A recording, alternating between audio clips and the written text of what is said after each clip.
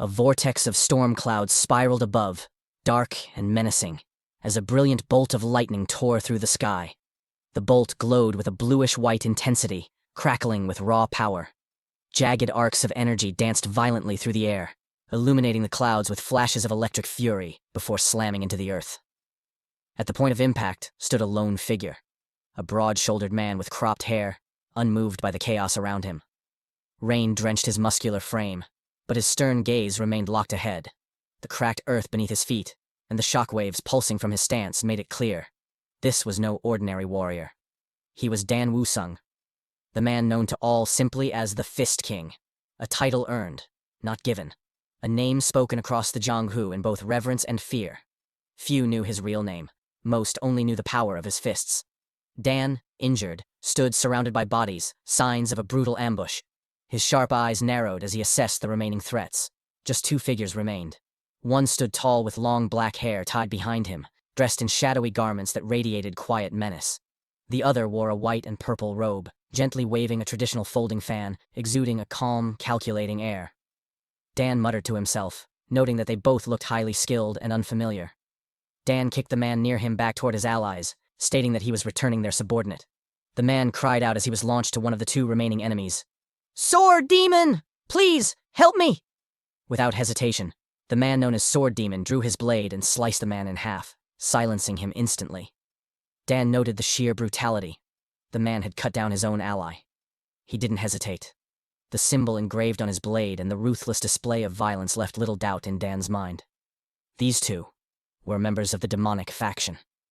Dan called them out, his voice calm but firm. Sword Demon merely smirked, expressing his admiration for how long the Fist King had lasted. He even said the title was well-deserved. Dan didn't entertain the flattery. He warned them instead, with conviction, that he would end this in 10 strikes. Sword Demon laughed at the arrogance and rushed forward to meet him in battle. As the wind howled around them, Dan raised his lightning-wreathed hand and launched into the fight.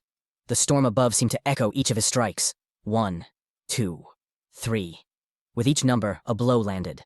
Sword Demon reeled under the barrage, but something was off.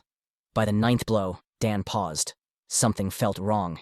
His fists were powerful, yet every strike missed the enemy's most vulnerable points. He realized that some unseen force was restraining him. His senses honed in on the distant cliffs. There, standing above the battlefield, was the other man. The one with the fan. Surrounded by glowing violet energy, he watched calmly, his posture betraying a quiet confidence. Dan gritted his teeth. That man was interfering, somehow.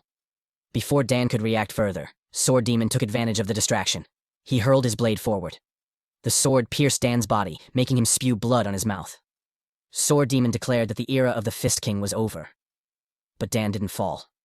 With the sword still embedded in his body, he forced himself forward, breaking through the mystical restraint and landing a crushing punch on Sword Demon's face, but it only grazed the Sword Demon on his face. A cut opened on his cheek, but instead of despair, the man only laughed. "You really are good at fighting, Fist King," he admitted with twisted admiration. The man with the fan descended from the cliff and commented on how close that had been. Sword Demon responded sarcastically, blaming the fan wielder for the lapse in restraint. Approaching Dan again, Sword Demon tried to deliver one last mocking remark. But before he could finish, Dan's fist struck once more, his 10th blow. Blood spewed from Sword Demon's mouth as he collapsed. Dan, now gravely injured, whispered his final thoughts. His strength was gone. He had fulfilled his promise. 10 strikes. But still, he wished for just one more. With that, Dan Wusung, the Fist King, collapsed and died at the hands of a demonic faction. Elsewhere, lightning erupted once more. In a remote location known as the Juhua Mountain Safe House, a blast of electric blue energy surged from the earth. A figure inside a nearby building, clad in yellow robes, looked up in alarm. The shock had not gone unnoticed. Inside, a young woman rushed to the side of a man awakening in bed. She called out anxiously, asking if he was all right. Dan Wusung opened his eyes, disoriented. He glanced around the room, confusion in his gaze. He muttered, "Where am I? Did someone treat me?" He sat up, murmuring to himself. There were no wounds. None of the injuries from the battle remained. Unsure if someone had treated him, the young woman offered him water, addressed him as First Young Master, confused.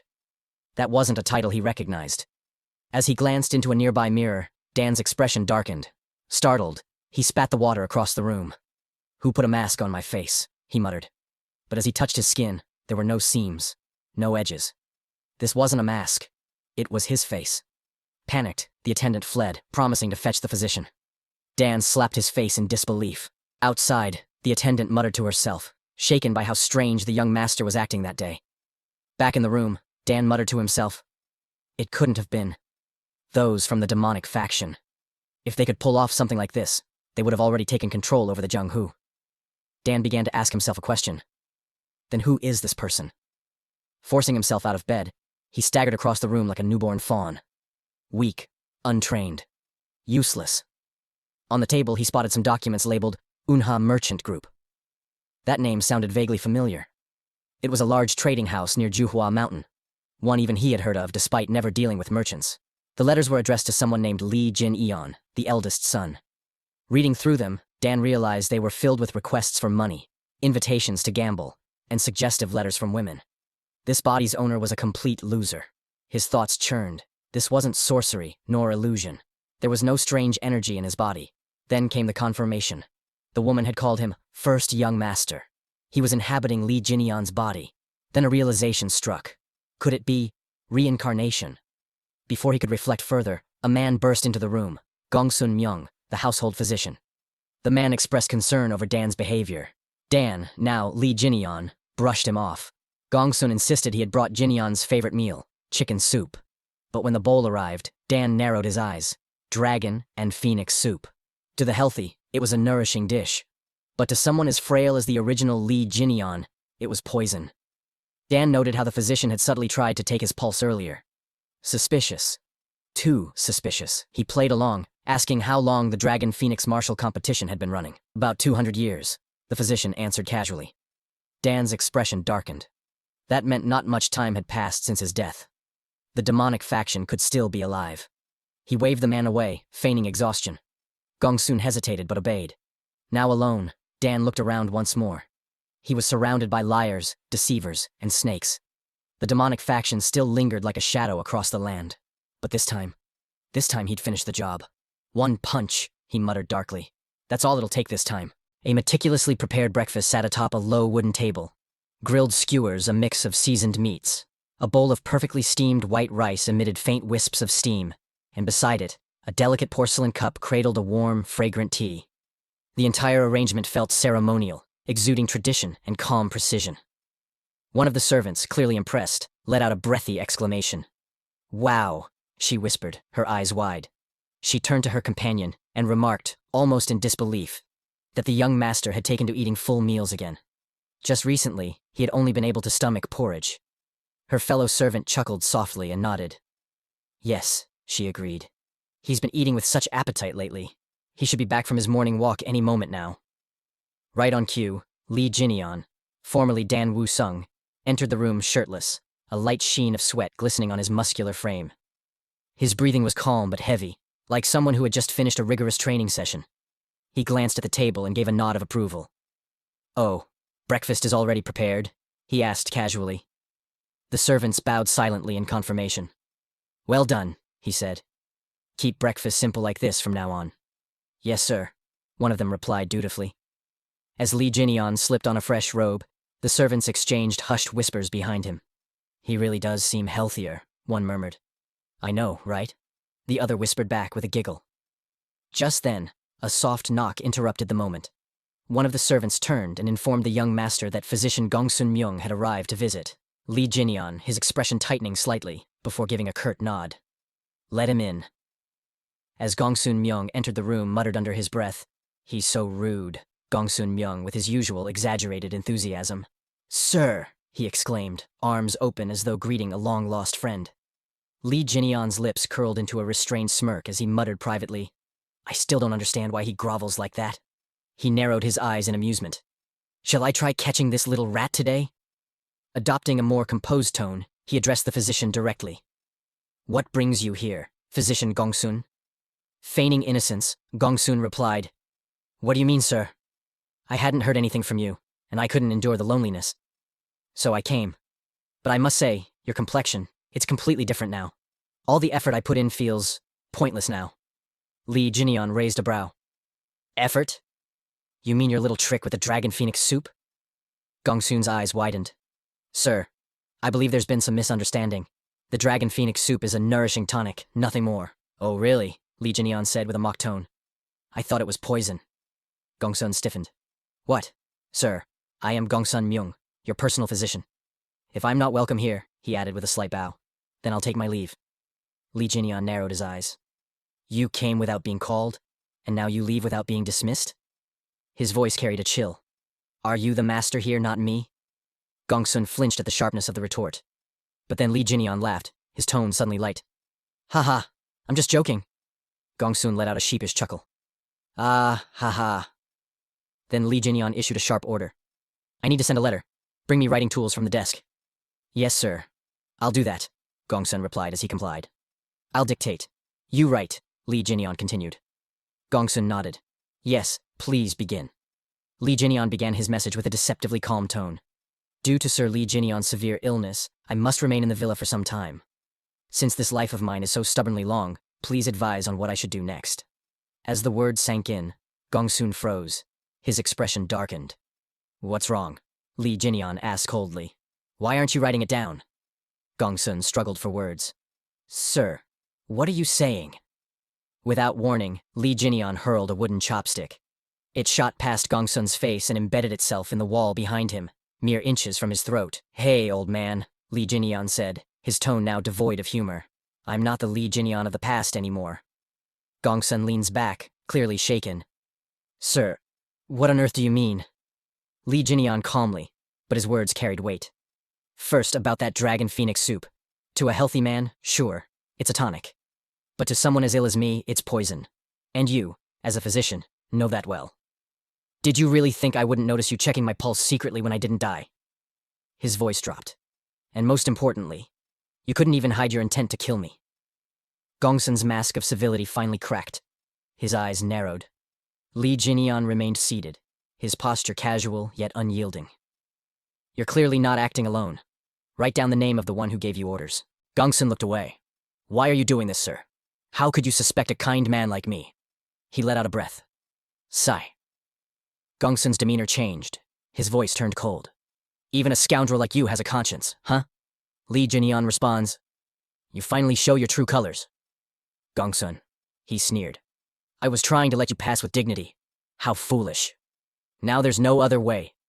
If I have to, I'll kill all the servants and silence them. Gongsun muttered. His hand reached for a hidden weapon beneath his cloth, but he wasn't fast enough. In one clean, brutal motion, Li Jinian struck his head, ending the treachery with a single blow. Don't get distracted while I'm talking, he muttered, standing over the corpse. Continuing his meal, Li Jinian grimaced. To think I'm in this much pain. What a pitiful body this is. He looked down at Gongsun's lifeless form. I need to recover my strength quickly, he whispered to himself. Once I do, it won't matter if the mastermind is the entire Yonha merchant group. When I return to the group, I'll dig deeper into Gongsun Myung's connections. Suddenly, a sharp pain pierced his skull. He clutched his head as memories surged forth. Not his own, but those of the original Li Jinian. The flood of images brought clarity and sorrow. So that's what it was, he murmured, tears falling. Li Jinian, the firstborn of the influential Yunha merchant group, had not been gifted. Neither as intelligent as his second brother, nor as strong as the third. He was simply lacking. To mask his inadequacies, he buried himself in a life of luxury, spending frivolously and seeking comfort in vice. But when he finally realized the damage he had done to his name, his health, his family, it was already too late. They had sent him here, to this remote villa, to die in exile. If these memories are right, Li Jinian muttered, then the main family wouldn't care what happens to me here. At first, the problem was that I had reincarnated without access to this body's past. But now, I can finally focus on martial arts again. He looked down at his own hands. To think he wasted such an innately gifted body. With my knowledge from my previous life, and a few rare elixirs, I can climb to the top again. He turned his eyes to a pouch filled with coins. And money won't be a problem either. His gaze drifted briefly to Gongsun's corpse. I should bury that, he muttered. 1 year later, Juhua Mountain Safe House. A young man in uniform approached the villa gates, a formal letter clutched in hand. His steps were steady, but his eyes darted around with confidence. Hello, he called to one of the servants. I have a letter for young Master Lee Jineon. Where can I find him? The servant replied casually. Oh, he's right over there. The man, Mok In Siop, part of the Yunha merchant group's personal guard squad, turned to follow her gaze. And when he saw the figure beyond the courtyard, his breath caught in his throat. That's... he stammered. Young Master Lee Jineon. A few seasons had passed. In that time, Lee Jineon's energy core had manifested. He had carved into his body the martial techniques essential for survival. The enlightened mobility art, the enlightened body art, and the rapid stride. Most significantly, he had begun mastering a lightning-based technique, the White Lightning 10-phase art, of which he had reached the 4th phase. Everything had progressed smoothly. Seated cross-legged in a lotus position, Jineon concentrated deeply. But despite the progress, as he executed a technique, a single thought echoed in his mind. It still wasn't enough. Just then, a voice broke through his focus. Mok In Siop had arrived and respectfully greeted him. It's been a long time, he said. I'm Mok In Siop of the guard squad. I've brought a letter from the main clan. Jineon acknowledged him with a nod and asked to see the letter. Even as he handed it over, Mok In Siop remained stunned. Internally, he questioned what he was seeing. Was this really the same fragile young master he had once known? Jineon looked nothing like the frail figure from before. As Jineon accepted the letter, he muttered with slight irritation that his arm was about to fall off. The contents of the letter were brief, yet heavy. The head of the Yunha merchant group, his father, had collapsed and was now bedridden. No explanation had been provided for the sudden illness. Leadership of the group was to be passed to Jineon. Reading aloud, Jineon echoed the words. Father has collapsed and is now bedridden, but there's no explanation. In Siop hesitated before responding. He speculated that the Ouyang clan might be behind it. The group had long demanded protection fees disguised as tributes. These fees had grown intolerable. Jineon asked calmly if the Ouyang clan had done anything to warrant increasing those fees. In Siop, visibly agitated, declared that they hadn't. His anger bubbled over as he described how the Ouyang clan ignored requests for discussion, even when the little deity sect attempted to impose outrageous trade taxes. Their answer was always the same. They only dealt with the Yuna merchant group's main clan, and even then, did nothing. The guard captain hadn't dared protest, not against someone like Ouyang Hu. Jineon repeated the name thoughtfully. Ouyang Hu. He had heard of the man. He was a powerful figure in the Jianghu, enough for even Jineon to recognize. He guessed that someone like Ouyang Hu considered merchant groups beneath him. Then he smirked and asked, So if I take care of the Ouyang clan, this problem goes away? In Siop was taken aback by the bold suggestion. But he quickly added that there was another critical reason behind the merchant leader's collapse. A sword fight had erupted between the 2nd and 3rd sons, Jineon's younger brothers. Their father had witnessed the scene, and collapsed, likely from anger. Jineon couldn't believe it. They fought in front of him? A sword fight, no less? He sighed deeply. In Siop tried to reassure him that he wouldn't be held responsible. But Jineon shook his head. No, he said firmly. I can't just sit by and watch. He handed the letter back and stood. I'll go myself. Back at headquarters, Mok In Siop recounted everything to his fellow guards. He insisted that Jineon had completely changed, that he was now a true martial artist. His colleagues erupted into laughter, mocking the idea. They scoffed at the notion, claiming it was more believable that Jineon had mastered bedroom techniques than martial ones. But then, silence fell. Han Yeop, the vice captain of the guard squad, loomed behind one of the loudmouths.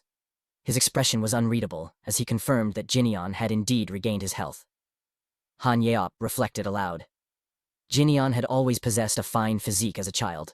He recalled the times he personally taught the young master martial arts.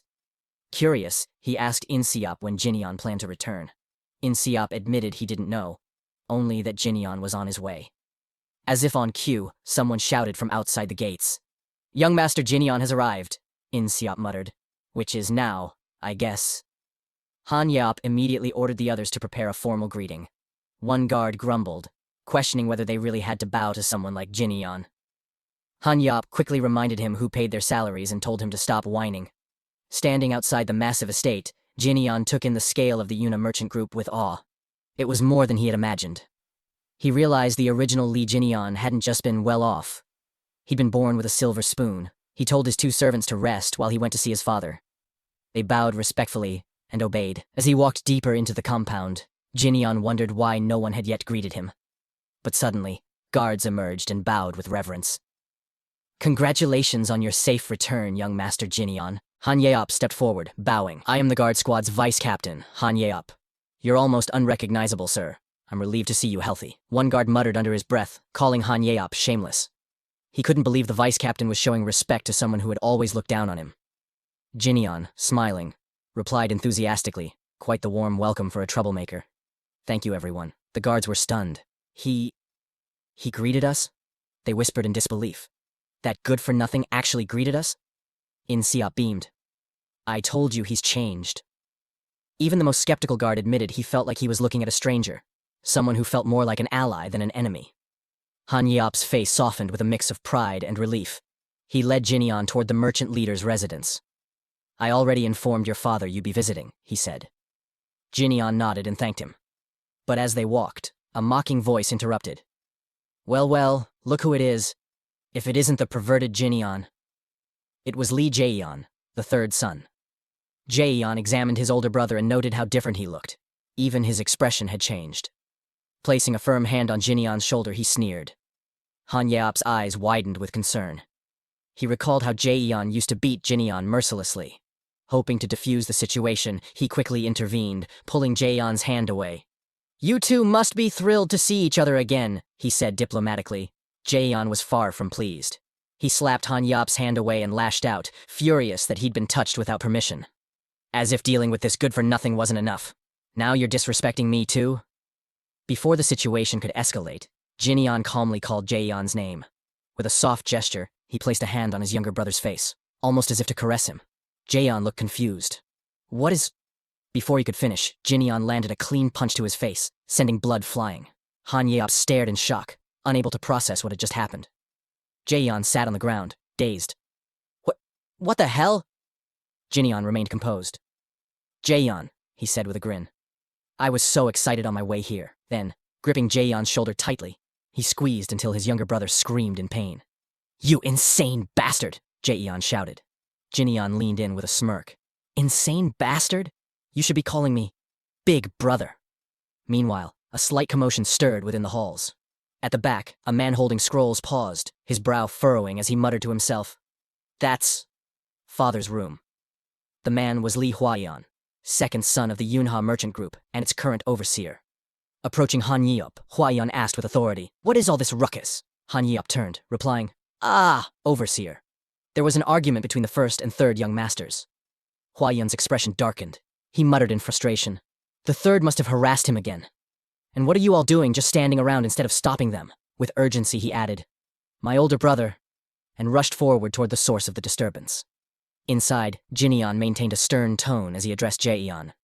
Be quiet. We're right in front of Father's room. He glanced back as Hwayeon entered. Is that you, Hwayeon? Hwayeon, caught off guard by Jinyon's commanding presence, could only respond with a confused, Soon, the three brothers were gathered inside the room. Hwayeon sat sipping tea, Jinyon stood before Jaeyeon, and Jaeyeon knelt on the ground, arms raised in punishment. I heard that you returned, Hwayeon said, eyeing his elder brother.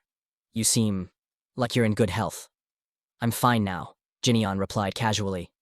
He then noticed an injury on Hwayeon's hand and asked, Did the third do that to you? It's not serious, Hwayeon began. But before he could finish, Jinyon delivered a sharp slap to Jaeyeon's face. You shouldn't wield a sword against your older brother, Jinyon said coldly. Unless you wanna... Jaeyeon, stunned, quickly responded, Okay. When Jinyon raised an eyebrow, Jaeyeon stammered, I understand. As he processed what had just happened, Jaeyeon muttered under his breath, still in disbelief. Lee Jinyon beat me up. He used to be so weak. Hwayeon, equally astonished, murmured. He really humbled Jaeyeon. He remembered how Jinyon could barely avoid a beating in the past. With curiosity, Hwayeon asked, Did something happen at the safe house? You seem like a completely different person. Is that so? Jinyon responded with a slight smirk. You've got a good eye. He then turned his attention to the scrolls and asked, What's all this? That's the list of employees I'm taking to the conference tomorrow, Hwayeon explained. Jinyon glanced through the names and muttered, A list of employees. I was curious who recommended Gongsun Myung, but I guess that's not needed anymore. As his gaze narrowed, he added, The person who brought in all these people, from the vice guard squad leader to the front gate guards, it's Yang Hu.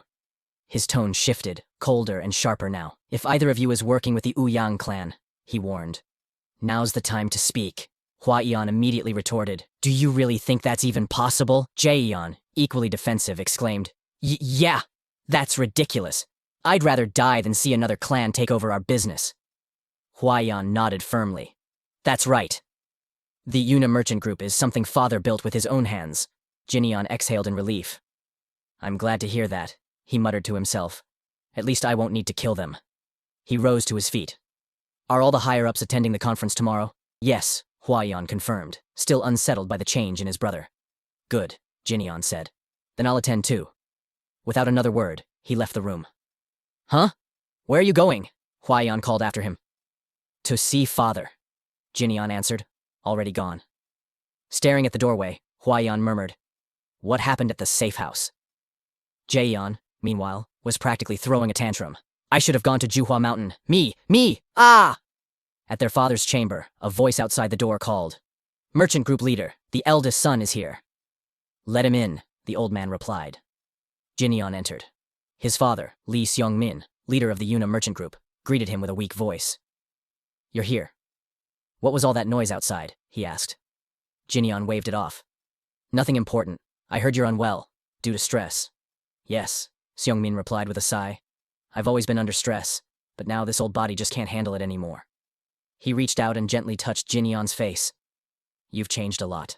For the better, he said with a soft smile. Your face looks different. Are you really... Jinyeon? Jinyeon simply nodded. Yes. Internally, however, he was caught in his own thoughts. Strange. I grew up without parents, so I never knew what having a father felt like. But in Lee Jinyeon's memories, his father was a great man. As he held his father's frail hands, he muttered, When did he become so small? Out loud, he promised, Father, don't worry. We just need to eliminate the cause of your stress. I'll handle that, so please, don't worry. Eliminate? The old man asked, concerned. Ah. Jinyeon forced a smile. It's nothing. Don't worry. The following day, the Yunha Merchant Group's conference began. Among the attendees was Ouyang Hu, guard squad leader and a martial master from the Ouyang clan. A subordinate leaned over and whispered, Guard squad leader. Isn't that the eldest son? What's he doing here? Ouyang Hu smirked. He must be worried about his position in the group. During the meeting, Hua Yan continued discussing business. So, does anyone have a different opinion? If not, I'll move on to... I do, Ouyang interrupted confidently. I heard the first young master still doesn't have a guard, despite returning. I'd like to make a recommendation. Murmurs spread through the room. One man whispered, Half the group's already under the Ouyang clan. Another replied, Hey, only to have his teacup swatted away by Ouyang Hu. Oops, my hand slipped, Ouyang said mockingly. My bad. Anyone have anything to say about my suggestion? When the room remained silent, he sneered. Thought so. Jinyeon stood up. I do. I have complaints. As he stepped forward, all eyes turned to him. I'd like to make a suggestion too, he said, his tone sharpening. A suggestion. To fire the guard squad leader, Ouyang Hu. Gasps filled the room. The Yunha members were stunned. The Ouyang representatives burst into laughter. One man chuckled. Goodness, what a joke. Another added, Doesn't he know how much the squad leader's done for the group's security? Fire me? Ouyang Hu laughed loudly. You must have forgotten how things work after lying bedridden so long. That's not something you get a say in. Jinyeon's expression hardened. Is that so? Without warning, he punched the floor, sending a ripple of force that silenced the room. You must have forgotten. Just because you've gained some influence, Jinyeon said coldly. Ouyang's confident smirk vanished. But let me remind you.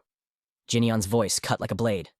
The Yuna merchant group belongs to me. Before the assembly, Lee Huayan glanced nervously at Lee Jinyeon and asked why he was present. Are you really planning to dismiss guard captain Ouyang Hu? That's why you came?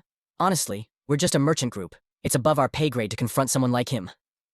Jinyeon fixed Huayan with a steady gaze. Huayan, do you realize what happens when a martial artist from the Jianghu is underestimated? The ignorant ones get devoured. Look at our merchant group. It's being eaten alive right now. Inwardly, Huayan thought. He's right. When did the Ouyang clan grow so powerful here? Jinyeon placed a reassuring hand on his shoulder and smiled.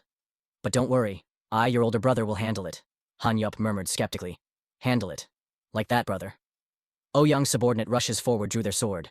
Ouyang shouted. Young Master Jinyon, what madness is this? Ouyang Hu hissed to himself. That troublemaker, has he lost his mind? Captain Han Yeop quickly intervened. Insolent! How dare you brandish a sword at young Master Jinyon? Step back at once. Jinyon's expression darkened. You're right. That was truly insolent. Drawing a sword on your employer? You young punks really have a death wish. Since I feel a little sorry for Ouyang, maybe I'll consider this compensation. Ouyang scowled. Feel sorry? Jinyon continued, stepping closer. You ruined his retirement plans. You had Gongsun Myung try to assassinate me while I was recovering, and you provoked a feud between my second and third brothers. Blood between siblings makes your work easier, and thanks to you, father collapsed. Had you manipulated one of my brothers, you could have taken over the Yunha merchant group without lifting a finger. Ouyang sneered loudly. Ha! Young Master Jin's son? That's pure delusion. Jinyon rested a calm hand on Ouyang's shoulder.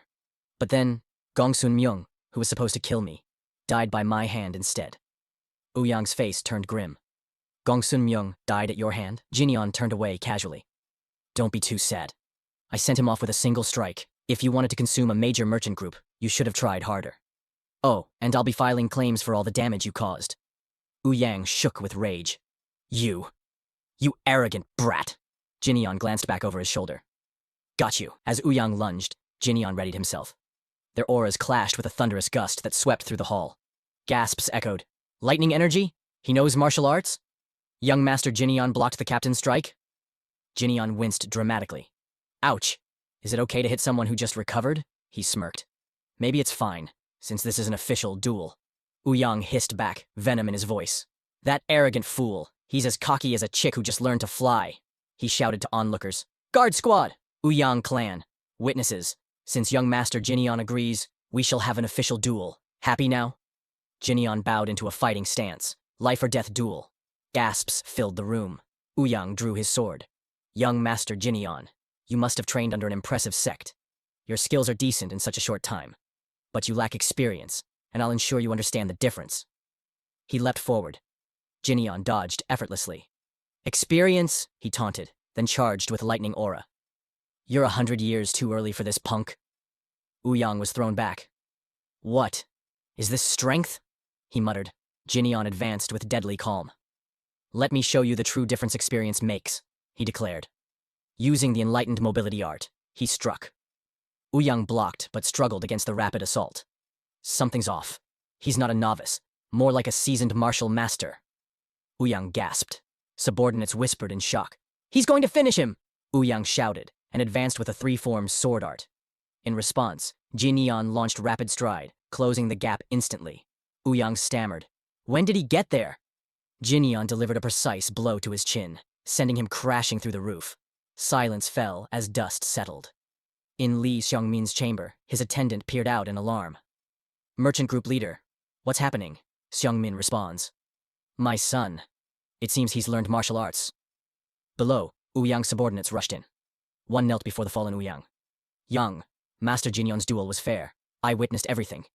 However, from now on, if the Ouyang clan continues to demand revenge through duels, the Yunhei merchant group will have no way to avoid those. Jinyon's voice cut in. That's fine. I never expected to escape grudges. If kindness is shown, I'll repay it. If hatred, I'll return it tenfold. And if anyone objects, the consequences are mine alone, not the Yunhei merchant group's. Huaiyan cried out. Brother, that's reckless. But Jinyon stood resolute. The Yunhei merchant group is mine, and father's. It belongs to the guard squad who welcomed me this morning, and to the stable hands who take joy in simply watching me eat. We refuse to be toyed with by scum like you. If you understand, get lost. You're all dismissed. Han Yeop, Mok Inseop, and the servants beamed with pride. The Ouyang subordinates seethed in defeat. One muttered as they departed. Well then, good luck. Onlookers cheered. Mok Inseop nearly jumped until a guard hushed him. Quiet. Don't celebrate. Be ashamed we let it come to this. But Inseop just smiled. Jinyon called for Huaiyan. Chief Administrator. Yes, sir? Arrange an elixir for me, said Jinyon. I promise to shoulder responsibility. At least let me have that support. Of course, Huaiyan answered excitedly. I'll get the finest tonic. Elixir orders, hiring new guards. You'll be busy. Jinyon mused. Oh, and the new guard squad. I already have candidates. A few days prior, on his first day to the Yunha merchant group, Li Jinian strode through the grand hall alongside Vice Captain Han Yeop.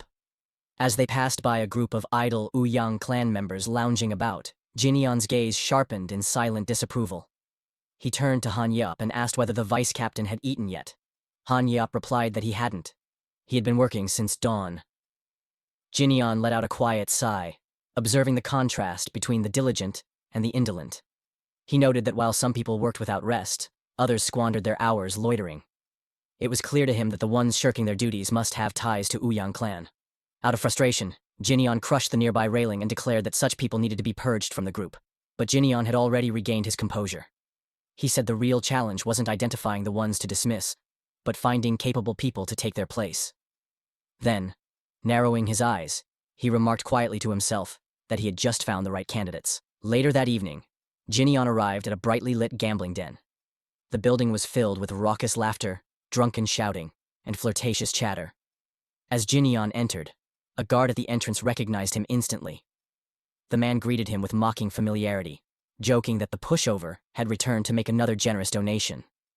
Jinian shot him a scornful glance and warned the man not to touch him, lest he get pig grease on himself. Then, with a cold tone, he told him to open the door. The guard, taken aback, began to protest, but Jinian ignored him and pushed forward into the room. In the main chamber, 3 men turned their heads at the sound of his entrance. At the center stood a scar-faced man, Poisonous Fox Chul Myungho, who grinned and welcomed Jinian, commenting that he looked healthier now, and that recovery must have done him good. The other 2 also greeted Jinian, Yuk Jinbo and Yuk Myungbo. They says, "Welcome," and "It's been a while." Myungho laughed and scolded them for not checking in on Jinian during his recovery. Myungbo apologized, claiming they hadn't known. Myungho waved it off but added that he had been bored without a pushover around to swindle. Then, with exaggerated flair, he offered to celebrate Jinian's return to the Bunha merchant group by treating him to something special. But when Jinian didn't respond, Myungho's tone turned mocking. He called out sarcastically, demanding to know why he was so quiet. Jinian, his voice low and measured, responded that he had simply been thinking, specifically about whether he should kill Myungho. He explained calmly that he had no use for someone like him. What he really wanted were the twins. He could tell they were capable, and it was a waste to see them serving under Myungho. Having made up his mind, Jinian declared his decision aloud. Myungho, now agitated, asked if Jinian was even listening to him. But Jinian remained composed. He smiled and asked Myungho to hand over the key to the vault. Shocked, Myungho repeated the words with disbelief. He asked if Jinian was seriously demanding money. Jinian confirmed it without hesitation. He laid out the debt. Thousands of nyang he had been forced to invest into the gambling den. Interest, extortion, and the cost of medical treatment after being beaten. All of it amounted, in his estimate, to a fair total of 100,000 nyang. Myungho burst out laughing. He mocked Jinian, suggesting he must have learned arithmetic during his recovery. Then, rising from his seat, he sneered that the vault contained far more than that. Gold, silver, and jewels included. But none of it belonged to Jinian. He leaned in closer and said that if Jinian needed money, he should just ask, but he had no intention of handing over the vault key to someone who was supposed to be a frail patient. Jinian gave no reply. Frustrated, Myungho's tone grew hostile. He began yelling, insulting Jinian, and eventually ordered his subordinates to pin him down. One of the twins moved in to grab Jinian, but the young master acted with lightning speed. Jinian seized the man's wrist, twisted it effortlessly, and flung him across the room. The second twin lunged in retaliation. Jinian dropped low, dodged the attack, and delivered a powerful kick that shattered the twin's ankle. Jinian paused for a moment, genuinely surprised. Despite their injuries, both twins slowly stood back up. There was no trace of fear in their eyes. Jinian nodded to himself in admiration, muttering that this was exactly the kind of value he had been looking for. The twins begun their attack. Rushes forward toward Jinian, but in the blink of an eye, he reappeared between the twins, grabbed them by their heads, and slammed their skulls together with a loud crack. He released them and warned them sternly not to move again. Then he turned his attention back to Chul Myungho, who stood frozen, visibly shaken. Jinian's tone dropped further, his gaze icy cold. It was just the 2 of them now. Myungho staggered back. In desperation, he reached behind his back, groping for a hidden knife as he barked out, his voice trembling, that Jinian should have at least warned him he was studying martial arts instead of arithmetic during his recovery. Jinian merely tilted his head slightly, responding in a calm, yet condescending tone. He said Myungho was usually quick-witted, so why was he so slow this time? Now visibly nervous, Myungho gripped the blade behind his back and shouted at Jinian, not to come any closer. He tried to shift the mood, suggesting they talk it out. But his panic only deepened. He cursed under his breath, muttering that there was no need to be afraid. After all, Jin-yeon had always been a pushover. With a sudden burst of aggression, Myung-go charged forward, declaring that the first strike wins. But Jin-yeon acted faster. He kicked the table up to intercept the blow, punched clean through the wooden surface, and seized Myung-go by the head. With a cold smirk, he countered, stating that the counterstrike wins, then drove a lightning-fast strike into Myung-go's skull. Myung-go screamed in pain. Outside, the guard from earlier muttered that someone was probably going to die tonight. Jin-yeon let Myung-go drop to the ground, telling him to snap out of it. Myung-go laughed bitterly, his breathing ragged, saying he was conscious and asked what Jin-yeon wanted now. But his expression darkened, that he began to wonder what Jin-yeon had actually been doing during his so-called recovery. Was it training? Was all of this for revenge? He hadn't been that cruel to Jin-yeon. Had he? Panic set in as Myung-go scrambled upright, suddenly offering alternatives. He asked if Jin-yeon wanted something else instead of the vault key, anything at all. He insisted they'd been friends since childhood and tried to guilt Jin-yeon by invoking their past. Jin-yeon paused, then agreed. They were friends after all. Relieved, Myung-go leaned in with forced warmth. He claimed this was the right path, pulled Jin-yeon into a hug, and promised to stop hitting or bullying him. Jin-yeon, disgusted, told him to let go, that it was making him sick. Still grinning, Myung-go escalated the act. He called them real friends now, no brothers. He shouted to the twins across the room to greet their new big brother and congratulate him. Jinbo, reserved, congratulated Jin-yeon for getting strong. Myung-go followed with a quiet congrats. Watching the exchange, Myung-go's smile twitched. Inwardly, he sneered at the idea of friendship or brotherhood. He thought Jin-yeon was nothing more than a bootlicker, a tail-wagging coward. Once he got out of this situation, he planned to take the twins and flee. With them, he could easily settle into a new scam somewhere else. Jin-yeon then addressed the twins directly, asking if they were truly okay with this. When he called someone his sworn brother, it was for life. Were they ready? The twins hesitated, glancing at Myung-go for a cue. Myung-go, trying to keep the charade alive, told them not to look at him like that. They were sworn brothers now. That seemed to be enough. The twins responded that from now on, they would serve Jin-yeon as their big brother. Myung-go, tried to regain some energy in the moment, cheered. But Jin-yeon suddenly changed his tone. With eerie calm, he said that now that they were brothers, they had to decide who the biggest brother was. He told the twins to step outside. He and Myung-go would settle it and let them know afterward. Myung-go's face turned pale that he stammered, trying to delay the moment, but the twins obeyed and left the room, leaving only Jin-yeon and Myung-go. Jin-yeon stared at him and asked why he was hesitating. He urged Myung-go to hurry up and decide. Internally, Myung-go panicked. He had no idea what Jin-yeon was after. But Jin-yeon kept speaking, shaking his head in disappointment. He told Myung-go that exploiting loyal men like the twins was no way to live. From now on, Jin-yeon said he would raise them right. And he smiled brightly, unnervingly. Myung-go slumped in defeat that he muttered that Jin-yeon might as well take the money too. Jin-yeon had already beaten him and now was taking the twins. Wasn't that the same as telling him to go die somewhere? He screamed in despair, begging to be killed. Jin narrowed his eyes and agreed. Without hesitation, he kicked Myung-go in the chin and sent him flying. He declared mockingly, "You've worked hard, friend," before unleashing a flurry of brutal blows. Staggered and stunned, Myung-go could barely process the assault. He thought to himself, wait, he's actually going to kill me. I'm really going to die. With one last gasp, Myung-go raised his trembling hand and choked out a surrender. He would give Jin-yeon the key. Jin-yeon, unimpressed, leaned closer and asked if that was really how someone begging for their life should sound. Through gritted teeth, Myung-go tried to stay sarcastic. He asked if he should start talking politely, since they were friends. Jin-yeon's response was to grab him and hurl him across the room. He muttered to himself in disgust, noting how insane Myung-go must be to still joke around like that.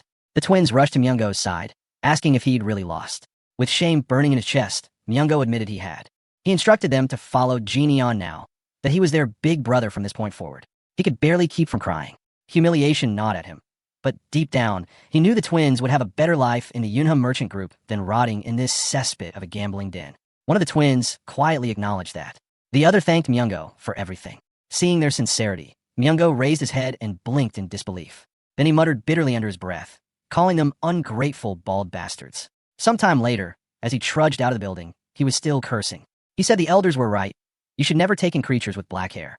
As he passed through the gambling hall, whispers followed him. Isn't that walking corpse Chul Myung-go? Where are the twins who used to follow him? If they're gone, maybe we can finally beat him. With the twins gone, gamblers began circling him like vultures. Myung-go sighed that he muttered that all the rats were finally crawling out of the woodwork. He raised his voice, reminding them who he was, the poisonous fox. If they had the guts, they should come at him. One thug called him a dead man, walking and shouted for the crowd to kill him. Weapons were drawn. Myung-go braced himself, muttering bitterly that this really might be the end. He cursed Genion one last time. He should have taken it easier on him. But before the mob could strike, Genion intervened. With one devastating blow, he cleared the room. Genion sneered at the gamblers. He pointed out how none of them dared look at Myungo before, but now they swarmed because he was weak. He told them to come back when Myungo wasn't half dead, if they had any class at all. Instead of gratitude, Myungo grumbled that Genion was acting too cool for his own good. He limped away, muttering that the world really was messed up.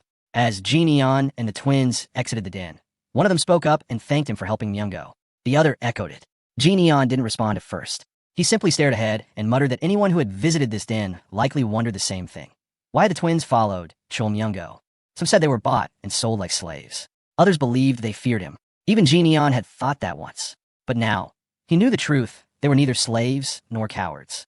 He smiled softly and muttered that even in his second life, understanding people's true hearts was never easy.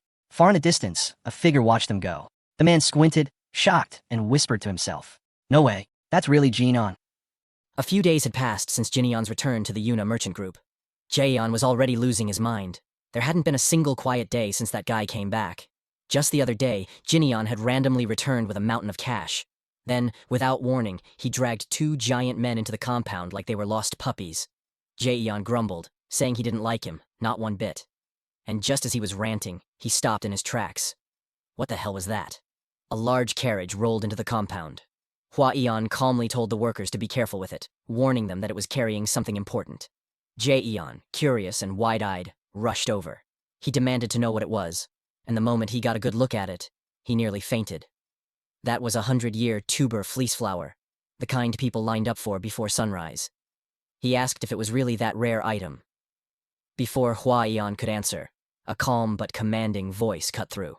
Their father said he had ordered it. Jaeon stammered. "Father?" Hua Eon turned toward the old man, worried. He told him it was still too early for him to be outside, but their father insisted he felt much better now. Jaeon's mind raced. Why would father go this far? Lee Jinion had only asked for 1 elixir. If he bought so many, then that could only mean... Jaeon lit up. He was sure there was one for him too. He turned to his father with hope in his voice. But father shut it down. Every single elixir was for Jinion. Jaeon's jaw dropped. All of them? Father calmly explained. 1 elixir alone wouldn't be enough to change their family's fate. Compared to the money they'd already wasted on the Uyang clan and the little deity sect, this wasn't excessive. He had written to all their branch leaders, longtime allies, and top merchants. He told them they were in crisis. If the merchant group fell, they would all lose money, so they'd take it seriously. Father said making Uyang Hu the guard squad captain had been his decision, so it was only right that he take responsibility. Han Yap nodded. He said it was a wise move, that Jinion would surely become a great martial artist. Hua Yan agreed, adding that Jinion was amazing. Their father thanked them both, and said he truly appreciated their support. Han Yap assured him he would give everything he had. But Jaeon was still sulking. Father cut him off. He said this was perfect timing. The perfect opportunity to use every bit of wealth he'd earned in his life. Jaeon panicked. What about him? Where was his elixir? Father turned to him slowly and asked, did he even need one? Later at the training ground, Jaeon trains out of frustration. Everywhere he went, it was Jinion this, Jinion that. Why didn't he get an elixir? Was everyone just ignoring him now? He cursed under his breath, wondering what kind of damn miracle Jinion had stumbled into. Then, from the distance, he heard heavy footsteps. Jinion ran past him, with a fucking boulder strapped to his back. Jaeon jumped back, confused. He asked what the hell that was supposed to be. Jinion answered that he was just out for a walk. Jaeon scoffed. A walk? With a fucking boulder? Now the guy who was born lucky was suddenly putting in effort? Jaeon collapsed on the ground with his wooden sword, muttering to himself. He tried to mimic the battle he had seen between Jinion and Uyang Hu. He acted it out like some kind of scene. He imagined the moment Ouyang Hu slashed down, and Jinion dashed forward and smashed him in the jaw. It still didn't make sense to him. How did that bastard do it? Just then, a voice cut through. Jinion had circled back. He asked who Jaeon was calling a beastard. Jaeon freaked out. He stuttered, saying he was just talking to himself. Jinion said if he was going to analyze movements, he should do it right, then handed over the wooden sword. He even complimented Jaeon, saying his recreation of Uyang's sword form was pretty solid. Jaeon froze. So Jinion had been watching. He followed Jinion's instructions, replaying the move. Jinion added that Uyang Hu stabbed sloppily. Jian growled, insulted. He yelled that Jinian had a real sharp tongue. Before he could say more, Jinian lunged. Jian barely blocked it. Jinian said that after breaking the feint, he had closed the gap. Jian's thoughts spiraled. What was this lunatic doing? Jinian moved behind him in a blur. He tried to kick again, but Jian dodged just in time. Jinian added that once a fighter is cornered, they reveal their hidden trump card. Just as Jian turned, Jinian was already there, fist raised. The strike stopped just short of his chin. Jian trembled. That could have killed him. Jinian casually explained that stabbing was less accurate than slashing. He said the sword art Ouyang Hu used was meant to kill in one hit, and if someone could move fast enough in that brief moment, the outcome was already decided. In his mind, Jinian thought back. If it had been him in his past life, someone like Ouyang Hu wouldn't have even gotten to draw his sword, but his current body wasn't even a quarter of what it used to be. He told himself he had no right to be proud. There were fighters he couldn't beat, even as the Fist King. This wasn't enough. He needed to become stronger. Way stronger. A servant arrived. She announced that Jinian had a guest waiting. Jinian nodded. He said he'd be there soon. Then casually flicked Jaeyeon's forehead. Jaeyeon yelped in pain. He asked why the hell Jinian hit him. Jinian smirked and said it was because he was a damn bastard. Somewhere else, a group of guys were arguing. One of them said it was nonsense. There was no way Jinian knew martial arts. Wasn't that the guy who spent all day chasing girls? Another guy, Gu Ung, insisted it was real. He had seen it himself. One night, drunk, he stumbled past Chul Myung-ho's gambling den. He remembered hearing a voice. It was Jinian's, but when he turned around, Jinian had vanished. Back in the present, the others still didn't believe him. That's why they had all come here, to see it for themselves. They barged into Jinian's room without knocking. What they saw left them stunned. Jinian, shirtless, standing there with the twin brothers. They closed the door instantly and turned to the servant in disbelief. They asked if that was really their young master. The servant said yes, that was him. Sima Guk muttered that he must have drunk too much. Guong shook his head. He couldn't believe it. Was that really Li Jinian? From the infamous Playboy 4 Heavenly Kings? Then, Jinian opened the door. The three flinched in unison. Jinian told Myohyang to take the twins to the dining hall and feed them huge portions. Myohyang obeyed and led them away. Jinian turned to the three men. He asked why they were still standing there. He motioned for them to come in. The three stared blankly. And all thought the same thing. Someone, please save us. They were known as the self-proclaimed four heavenly kings of wine and women. Sima Guk, who is the Miram Alliance hope. Ju Jaryong, a man who failed his martial exams more times than he could count, and also had a sensitive stomach. Guang, the youngest heir of the West Wind escort household. And lastly, the infamous heir of the Yunha merchant group, Li Jinian. These four made up the group. Now, they all sat together again, brought back by a wild rumor. The rumor that their pushover friend, Jinian, had returned. They gathered around a round table, chatting. But in Jinian's mind, he let out a sigh. Not these clowns again. He remembered them well. Always hanging out, drinking, talking about women. They called themselves something ridiculous, like the Four Total Wrecks, or something just as stupid. Ju Jaryong leaned in and asked if he was all right. Jinian nodded. Jaryong said he looked intense, more alive than ever. Guang spoke up. He said he still couldn't believe the guy he saw that night was really Jinian. Had he trained nonstop in secret? Sima Guk watched in silence. In his heart, he knew you couldn't get this strong with just training. This was martial arts. Real, dangerous martial arts. He asked who taught Jinian. There was no way he learned that on his own.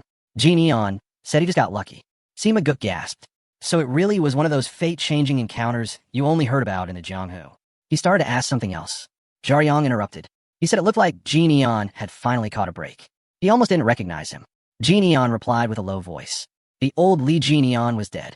The others stared, confused. Jaryong asked what his plans were now. Jinian said there were debts tied to his sect that he had to pay. He'd help out with the merchant group while preparing for that. He wasn't interested in anything else. All he wanted now was to become stronger. The mood turned quiet. Guang whispered, asking what was wrong with him. Had they walked into the wrong house? Jaryong swore it wasn't him. Sima Guk remembered something. Before Jinian went away, he asked if Jinian was really going to recuperate somewhere. Jinian replied it was more like exile. Their father must have been really disappointed. Sima Guk had told him it might be a good thing. A chance to study, to heal, and to change. Jinian said that'd be nice. Back in the present, Sima Guk raised his cup. He said congrats to Jinian. He had truly changed. Jaryong agreed. It was worth celebrating. Guang joked that he knew this would happen. He reminded them that he suggested they should have kidnapped Jin before he got sent away. Sima Guk teased him. He didn't even show up that day. Guang yelled that he was busy. Sima Guk rolled his eyes. Busy taking a dump, maybe? Guang snapped back, ready to argue. Jin smiled faintly. Even he had real friends, after all. Then he asked the others. He had changed, but what about them? There was a pause. Sima Guk shrugged. Who knows? Jaryang answered with a grin. If they were the kind to change easily, they wouldn't be them. Jin sighed and told them to stop talking about it. In Jaryang's mind, a thought stayed. They all used to think they were stuck in a well. But one of them had already climbed out and seen the world. Time passed. Jaryang said he had fun. He told Jin to call if he ever needed help. Train hard, so he wouldn't get beat up out there. Sima Guk congratulated him again. Then they left, walking through the streets at night. Guang said it was weird. The biggest screw-up among them had returned as a grown man. It almost felt like youth was over. Sima Guk said he felt unusually lonely tonight. Let's go. Jaryang asked, where to? A brothel? Sima Guk yelled back. Home, you idiot. Go study. You failed your exam again, didn't you? Jaryang shouted that he wasn't bad at studying. He just sucked at taking tests. Guang grinned. He suggested they swing by Sweet Scent House for one more drink. They entered the Sweet Scent House. Elsewhere inside, the leader of the little deity sect, Yom Jinsang, slammed his table. He roared. Ouyang, who was dead? Was the heir of the Yunhe merchant group really that strong? One of the Ouyang members confirmed it. Jin crushed the captain in under 30 moves. Jinsang asked what weapon he used. They told him his fists. Jinsang laughed bitterly. A swordsman losing to a fist user? What a disgrace. The Ouyang man asked what they do. Will they take revenge? Jinsang snapped. How could they get revenge for a fair duel? They weren't thugs. The Ouyang member shouted that they were supposed to be friends. There was honor between them. Jinsang sliced his head off without hesitation. He muttered that he didn't befriend corpses. Get that body out of here. Saran, a woman sitting beside him, was frozen. Blood splattered across her face. Jinsang looked at her, startled. He apologized. Said the drink tasted awful now. Let's go. As they walked, he muttered. The Yunhe merchant group refuses to pay taxes. And now they've killed Ouyang Hu. What should they do with that?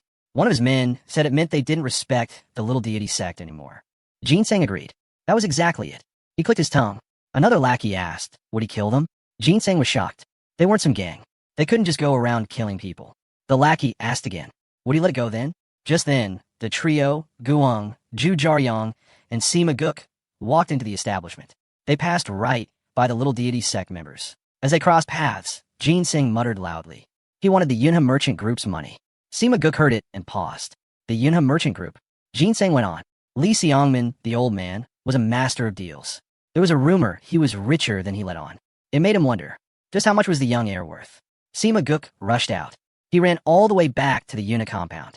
He found Jin, breathing hard. Jin yawned and joked. It was touching. Sima Guk really came running back. Sima shouted. The little deity sect looked ready to attack. He said they had no proper guards left.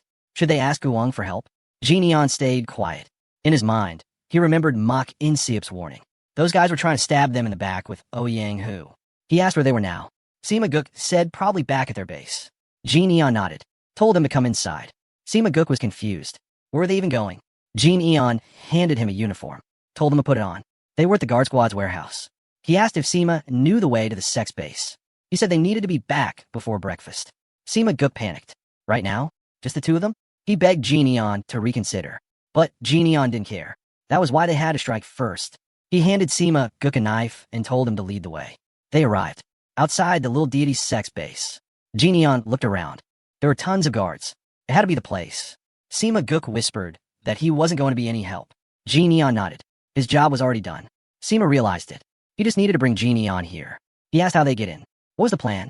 Jin gave a small smile, then raised his leg and kicked the front door wide open. He muttered to himself, let's do it like I did in my past life. Dan Wuzing had never backed away from a fight, not when he was a hungry orphan, not during his long years wandering the Jianghu, and not even after rising to the throne as the Fist King. Wherever he went, Dan Wuzing welcomed battles. He loved fighting more than anything else. Now, in his new life as Li Jinian, he hadn't changed much. Jinian walked through the gates of the little deity's sect without hiding. Calm, quiet, and fearless, he strolled right past the guards. In the middle of the courtyard, he asked out loud, where was the sect leader? One of the guards yelled at him, calling him crazy. Before the man could finish his sentence, Jinian grabbed him by the neck and broke it. The body hit the ground. Jinian warned the others not to make him repeat himself. Another guard cursed and stepped forward. He shouted, Did Jin Eon even know where he was? Did he think this was a joke? At that moment, Yom Jinsang, the leader of the little deity sect, stepped onto the balcony above. He asked what all the noise was. He looked down and saw Jin Eon. He asked who the young man was. Jin Eon said he was an assassin. He asked if Jinsang was the sect leader. Jinsang smirked. So what if he was? Inwardly, he thought this was strange. What kind of assassin walks through the front door? He narrowed his eyes, examining Jin Eon's knuckles. They were thick with bruises and calluses. Those weren't the hands of spoiled heir. He asked if Jin Eon was the young master of the Yunham merchant group. Jin Eon shrugged. So what if he was? Maybe he hid his face for nothing. Jinsang chuckled. He said he didn't expect someone so important to come to him first. Now that Jin Eon had shown up on his own, he wasn't going to hold back. He'd take full advantage of it. A guard threw a net from above. Jin Eon moved, dodging it with ease. He caught the net in midair. It reminded him of something. It had been a while since he fought against a group this large. He thought back to a battle in his past life. A fight against a demonic faction. Even though this body wasn't as strong as his old one, it was still enough. He gripped the net and whipped it around like a weapon. The guards fell, one after another. Jin Eon smiled. It had been a long time since he had this kind of fun. The courtyard filled with screams. One guard stammered that Jin Eon was fighting without even a weapon. Another whispered that he must be a monster. An arrow suddenly flew. It grazed Jin Eon's face. His mask fell. Jin Eon looked annoyed. Was the enemy just trying to show off? Jinsang raised his voice. He didn't want to use this weapon because it was expensive. But since Jin Eon was a special guest, he'd make an exception. Some guards rushed forward, grabbing Jin Eon's legs to hold him down. One of them trembled inside. If this kept up, he'd really die here. Jinsang asked, even with Jin Eon's skills, could he dodge this? He ordered his men to fire. Dozens of crossbows launched spikes. Jin Eon's eyes narrowed. He knew Jinsang didn't care if his own men got caught in the attack. Even someone from the underworld would hate that kind of betrayal. Just then, a voice shouted from outside. Sima Guk called out. He threw a dagger into the air. Jin Eon caught it. With one quick motion, he spun the blade and deflected every incoming spike. Everyone watching froze. Jinsang's face twisted in shock. He couldn't believe it. That dagger was cheap, and yet Jin Eon blocked everything with it. Jin Eon turned and gave Sima Guk a thumbs up. Then, without pause, he hurled the dagger at Jinsang. It slashed his neck. Just a graze, a warning. Jin Eon said he didn't usually use swords, but he'd make an exception for Jinsang. Jinsang cursed inside. That crazy bastard. He shouted at his men. What were they standing around for? Shoot him already. Jin Eon replied coldly. He specialized in fists. With that, he launched forward. Jinsang panicked. He grabbed Saran and used her as a shield. But Jin Eon didn't slow down. He twisted, moved behind them, and knocked Jinsang away. Saran was unharmed. Jin Eon told her to move back. Jinsang staggered. His thoughts raced. Who was this guy? If he was really the young master, then how could he fight like this? He looked more like a veteran killer than some merchant's son. Jin Eon stepped forward, asked what Jinsang was staring at. Did he have something to say? Jinsang begged. He had saved a lot of money. If Jin Eon spared him, he'd pay a huge reward. He wouldn't be stingy. Jin Eon responded with a kick to his face. He looked down at the fallen coins spilling from Jinsang's clothes. Then asked why a man like him always valued money more than human life. He picked up a few coins, tossed them aside. He said he didn't need it. Jinsang could keep it. Then, with no hesitation, Jin Eon drove his fist through Jinsang's chest, piercing his heart. Everything stopped. The room went silent. People stared, stunned. Jin Eon stood over the lifeless body. He muttered, disgusting. Later, as the sun finally rose, Jin Aeon, Samagyuk, and the escort lady walked together after surviving a fierce battle.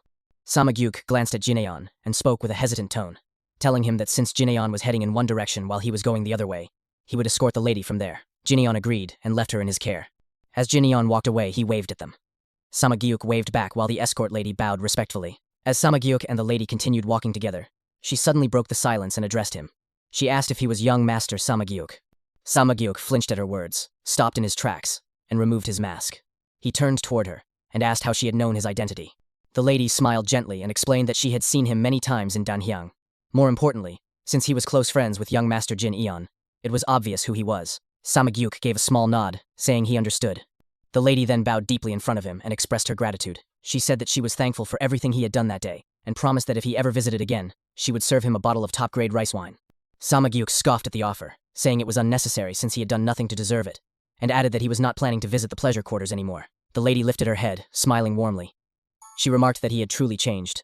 Samagyuk fell silent for a moment before answering softly that he needed to change as well. As his eyes followed Jin Eon walking far in the distance, he thought to himself that his friend had already changed so much, so he had to change too. Back at the estate, a table was filled with delicious food. The twins stared at the spread, clearly eager to eat. From behind them, Jin Eon, who had just finished bathing, entered the room. He approached the table, sat down with them, and told them to eat comfortably. The twins nodded and replied respectfully. Jin Eon encouraged them further, telling them not to hold back and to eat whenever they were hungry. The twins exchanged a glance, and then turned their focus back to him.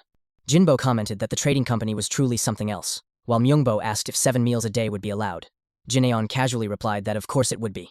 One of the twins then noticed the wound on Jin Eon's face and remarked that it seemed to have closed up, asking if he had been all right the previous night. Jin Eon paused briefly before replying that he had managed, more or less. Inside, however, his thoughts were much heavier. He admitted to himself that even though it had been sudden, his core being shaken by a surprise like that never would have happened in his past life. If he was going to protect the merchant group himself and stand against magic users, he would need to grow much stronger. He knew it would take more than just training. He would need something beyond it. A voice then called from outside the room, announcing that a delivery had arrived for him. Jin Eon looked surprised and asked if it was truly for him. An attendant entered, carrying several packages, and set them down as Jin Eon inspected them. He admitted he had not been expecting anything. He opened one of the letters and began to read. It was from Gu Wong, who wrote that after they had parted ways, he had stopped by a tavern, had just a single drink, and then left. Gu Wong called it real progress. Jin Eon scoffed as he read and commented sarcastically that such a thing was worthy of being recorded in martial history. He continued reading, and the letter explained that Gu Wong had also come to deliver something from Jin Eon's father the day before, but had forgotten to hand it over. Jin Eon slowly opened the box and continued to read the final lines, which said that Gu Wong would leave the item with him on his way home, and once Jin Eon became stronger, he should help watch over their escort agency as well. Inside the box, Jin Eon's eyes fell on a rare item. In his thoughts, he recognized it immediately. It was century root, and it looked like it had been aged for at least 400 or 500 years. If luck was on his side, it might allow him to raise his White Lightning 10-stage art to the 5th level. A faint smile touched his face as he realized this was what it meant to have a good friend. He then noticed another box waiting for him. Opening the letter attached, he read that it was from the Taeho Trading Company, a gift in honor of the long-standing trust between their families. Jin Eon thought to himself that Taeho was one of the wealthiest firms in all of the Central Plains. He realized his father must have gone as far as to ask them for help. He admitted to himself that he had not expected so much thought and care. When he opened the box, his eyes widened in shock. Inside was pure voidstone milk. He recognized it instantly. It was a miraculous elixir that most martial artists could only dream of obtaining. The only other treasures that could compare were 1,000-year spirit fruit, moon elixir flower, and 10,000-year snow ginseng, all impossibly rare. He confirmed to himself that this was indeed real, pure voidstone milk.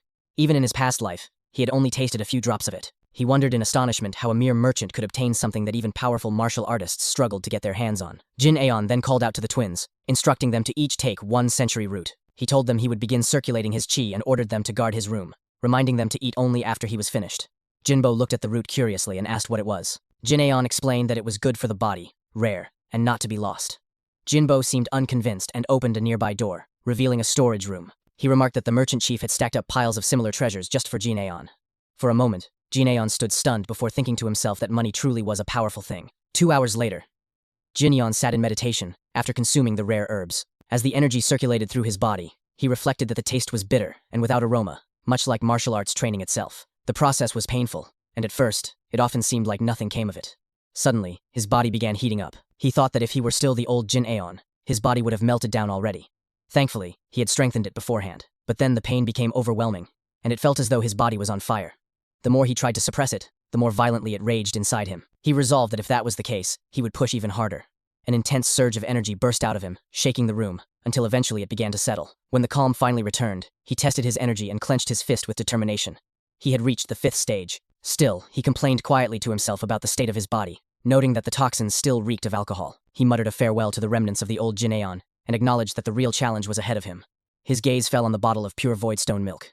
Without hesitation, he grabbed it and drank. He thought to himself that absorbing the elixir was like mixing water into sand, shaping it into a bowl, and tossing it into a furnace almost guaranteed to crack. But he believed that as long as he endured, he would emerge stronger than ever. Inside his mind, he felt the spiritual energy of the voidstone milk coursing through him. He wondered if it was testing him and admitted that perhaps he had been greedy. Yet, he resolved that if he overcame it, he would grow even stronger than before. 7 days passed. At the estate, Hua Aeon stood outside Jin Eon's quarters. It had been exactly a week since Jin Eon began circulating his energy, and he admitted to himself that he was growing worried. The twins greeted him politely as he arrived, and he asked if there had been any sign of him. They shook their heads and explained that he had ordered them not to let anyone near. Hua Aeon frowned but nodded, saying he understood, though he still expressed concern. Suddenly, a loud crash erupted from within the room, and a violent gust of wind burst out, shaking the area. The twins quickly shielded Hua Eon from the force. Shocked, he demanded to know what was happening. All of them turned their eyes back toward the room and saw Jin Eon floating in the air. Hua Eon called out to him in disbelief, but his eyes glowed with an unnatural light. A foul stench then filled the air, forcing Hua Eon to cover his nose. His thoughts raced as he realized what it was. The smell was unmistakable chi deviation. As Jin Eon crashed to the floor, the twins and Hua Eon rushed inside, shouting his name. Hua Eon knelt beside him, begging him to come to his senses. But Jin Eon remained on his knees, gasping heavily for breath. Hua Eon approached Jin Eon with visible concern in his voice, asking softly if he was all right. Jin Eon slowly turned his gaze toward him, stood back up without saying a word, and walked toward the door. When Hua Eon called out again, demanding to know where he was going, Jin Eon finally responded in a low voice. He said it was unbearably hot, that he needed to cool off, and warned them not to follow him. Without hesitation, Jin Eon leapt outside, his figure soaring across the roof before vanishing beyond the estate wall. Left behind inside the chamber, the twins and Hua Eon exchanged uneasy glances. Hua Eon muttered to himself in confusion, noting that the weather was unusually cool that day, yet Jin Eon had claimed he was burning up. As Jin Eon darted from rooftop to rooftop, his inner thoughts grew more frantic. His entire body felt as though it were aflame. The immature vessel of his current body could not harmonize with the overwhelming power raging inside him. It boiled uncontrollably, threatening to erupt at any moment. He knew that if he lost control here, the Yunha merchant group and perhaps even the entire street might collapse under the force of his power. He resolved to flee as far as possible, pushing his body forward with desperate leaps. Eventually, he reached a rocky mountain slope and finally came to a stop. Lightning energy surged uncontrollably through his body, crackling across his limbs. His inner voice trembled with urgency. He admitted to himself that he could no longer hold it in. Since he could not contain it, he decided he would release it. Raising his right arm high, Jin Eon roared, and a massive burst of lightning exploded outward from his body, striking the mountainside with blinding force. From a nearby ridge, several travelers froze in awe as they witnessed the impossible sight of lightning surging upward from the ground. Moments later, the skies opened, and rain began to pour. In the middle of the storm, Jin Eon stood motionless, drenched in ragged clothes. His lips moved faintly as he counted, testing his ability. He muttered 6, then 7, and realized with satisfaction that he could release the energy to such a degree. His White Lightning 10-stage art had advanced to the 8th form. Later, in the city, heavy rain poured across the streets as Jin Eon walked calmly down the middle of the road. His clothing clung to his body in tatters, drawing confused stares. Passers-by whispered among themselves, wondering why a half-naked man was wandering the city in the downpour. Several women looked at him with wide eyes filled with desire. Jin Eon merely smiled faintly and thought to himself that he ought to buy some proper clothes. At a clothing shop, he chose an outfit and informed the vendor that he would take it, asking for the price. The vendor quickly shook his head and insisted there was no need to pay. Surprised, Jin Eon told him he must insist, but the vendor explained that ever since Jin Eon had taught a harsh lesson to the thugs of the Gu clan and the lesser immortal sect, trouble in the area had lessened greatly. He could now bring his children to the shop in peace. Being able to repay such a favor, he said, was a blessing. Jin Eon noticed 2 children peeking timidly from the side of the shop. The vendor urged him to take an umbrella as well since the rain was still heavy. The children stepped forward shyly and handed it to him. Jin Eon accepted with a gentle smile and told them he would gladly take it. As he stepped outside, opening the umbrella, the vendor and his children waved and called their goodbyes. Jin Eon continued down the busy streets, blending into the flow of people. His inner voice reflected on the peace around him. The area truly did feel calmer. He realized that he had never before paid attention to the aftermath of his battles, the way peace and safety returned once the violence was gone. Observing the people laughing, shopping, and enjoying themselves despite the storm, he closed his eyes and smiled. The feeling was not unpleasant, and he thought that perhaps he might even enjoy this rare, quiet walk. His reflection was interrupted by shouting nearby. Someone cried out for people to move aside and yelled for others to catch a fleeing man. Jin Eon's eyes followed the commotion, and he froze when he recognized the figure being chased. It was Cheol Myung-ho. The fugitive noticed him as well, stopped beside him, and grinned as though meeting an old friend. Cheol Myung-ho greeted him casually, remarking on how heavily the rain was falling. Jin Eon exhaled and told him bluntly that he certainly lived a hectic life. Meanwhile, at the Moyong clan estate, a private council of lords had gathered in the hall. Dokgo Myung remarked with satisfaction that it was good to see the council united again and praised Moyong Bin for preparing the meeting. Moyong Bin humbly replied that it was nothing. He then mentioned that he had heard of an unfortunate incident. According to rumors, Gu Young-hoo had challenged one of the merchant heirs to a duel and had died. He asked if it was true. The head of the Gu family lowered his head in silence, giving no answer. The other council lords began murmuring among themselves. They commented that the Gu family had been among the most experienced warriors in the clan, and yet Gu Young-hoo had made a fool of himself by causing a scene at the merchant guild and losing his life. Suddenly, loud laughter echoed throughout the hall. The boisterous voice belonged to Nam Gung-woo, the Blade Emperor. He jeered that being defeated by a mere merchant brat was more entertaining than any clown show. His laughter rang out as Gu Hyung-sang trembled with anger at the humiliation. Dokgo Myung, caught between them, awkwardly agreed with the laughter. Finally, Gu Hyung-sang raised his head and declared coldly that Gu Young-hoo had been practically disowned by their clan anyway.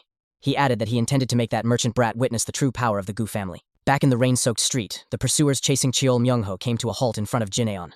One of them barked out a commanding order, demanding that he hand over the fugitive. They warned him not to stick his nose into business that did not concern him, unless he wanted to get hurt. Jin Aeon turned slightly toward Myung-ho and asked who these men were. Myung-ho smirked bitterly and explained that they were underworld thugs who had been running rampant recently, calling themselves the Red Reaper Alliance.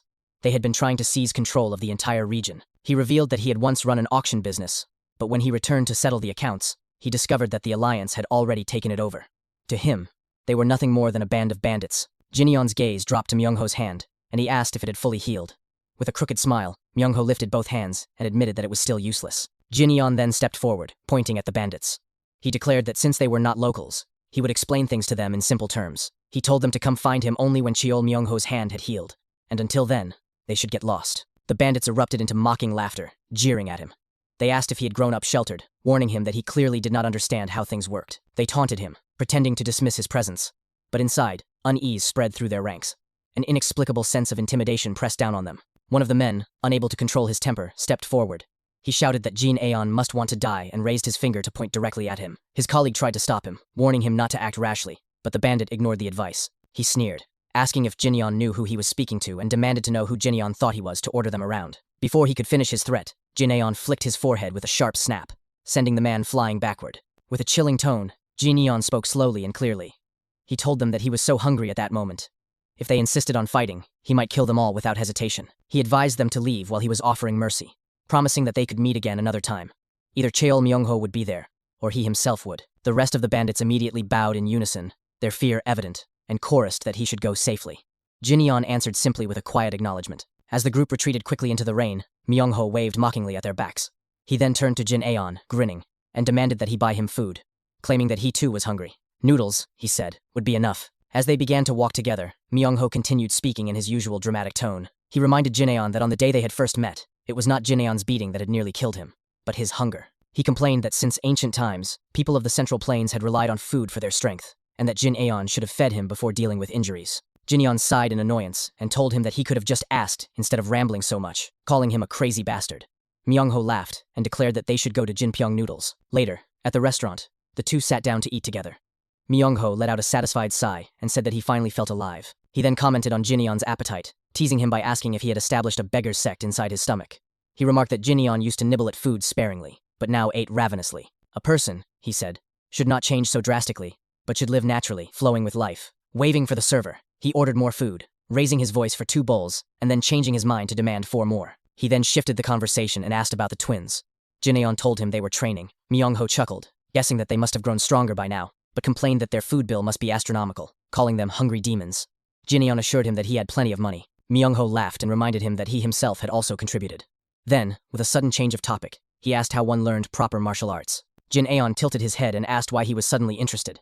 Myung-ho leaned forward earnestly and explained that he wanted to know if he could face the Red Reaper himself if he trained. Jin Aeon paused as he chewed his food and asked if Myung-ho wanted him to teach him. With mock humility, Myung-ho said that he would be grateful if Jin Aeon agreed. Jin Aeon asked if he would obey his teachings. Myung-ho puffed his chest and introduced himself again proudly as the Venom Fox, claiming that, of course he would. Jin Aeon pointed to the floor and told him to bow. Myung-ho scratched the back of his head, embarrassed, and muttered that it was humiliating. But eventually, with a groan, he lowered himself to the floor and bowed, telling Jin Aeon that he had better keep his word, or else he might just disgrace the Unha Merchant Group's main gate. Without a word, Jin Aeon grabbed the umbrella beside him, swung it, and demonstrated a move before pointing at it. He told Myung-ho to follow the example. Myung-ho stared in disbelief and asked if that was all. Jin Aeon replied flatly, asking what else he expected. Enraged, Myung-ho jumped to his feet and shouted that he had even bowed, threatening to make a mess in the restaurant if Jin Aeon was not serious. Jin Aeon struck him sharply on the head with the umbrella and ordered him to be quiet.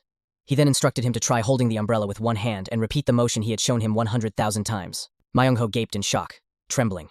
He stammered that not 1,000, not 10,000, but 100,000 repetitions were required. Jin Aeon's gaze grew sharp as he told him that if the Venom Fox had truly grown such a long tongue, he should put the umbrella down and leave. Myung-ho asked in disbelief if he was serious. The atmosphere suddenly grew heavy.